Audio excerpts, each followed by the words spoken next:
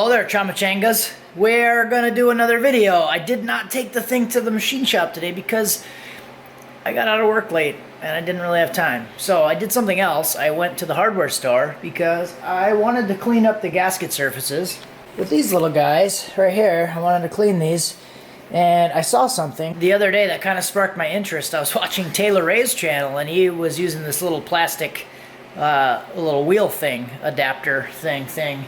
And I've used those on other applications, like at work I used one, and on aluminum, and I know it worked really well, so I was like, well, shit, that's a really good idea. So I went to the hardware store and bought one. So I'm using this little guy right here, this little pink, purple, green thing. It's $9 for this little thing. This one I think was like considered the 120 grit. They go down to like 240, and there's a thicker grit, at least at our local hardware store. I've just been zipping it around on this thing, and look at how clean this is not right now. But I'm going to show you this side when I do this side. But look at the top. And look at this side. I did this whole side. And this thing is actually coming out really nice. I'm kind of impressed with this. And some of you guys might be a little concerned, which just like I was, I actually tested it on a spot right here. I actually just dug the thing in kind of a weird spot. Just dug it in and let it sit there for like 30 seconds. And it didn't really take off material. You can kind of see, I think, you can kind of see a little mark there where I just dug it in. But it left a mark, but it didn't really take out any material. And what you can also see is the factory machining lines. You can see these little crescent shaped lines. The factory machining lines are still in it. So I was kind of using that as a reference after I cleaned all the junk off enough to be able to see those lines. It's not affecting those lines at all, and those lines are definitely deeper than any of the little scuff marks that are on here. So I'm actually kind of really impressed with this thing so far. And that's why I wanted to do this. One, because I had the time, and also because I know it's gonna make everything really dirty again. So before I get it cleaned, instead of paying $100 or whatever it would be to clean these up, I'm just gonna do it with that guy. So now that I gave you the whole story, let the cat out of the bag, I think I'll just set up the camera. We'll do a little time lapse and clean this thing.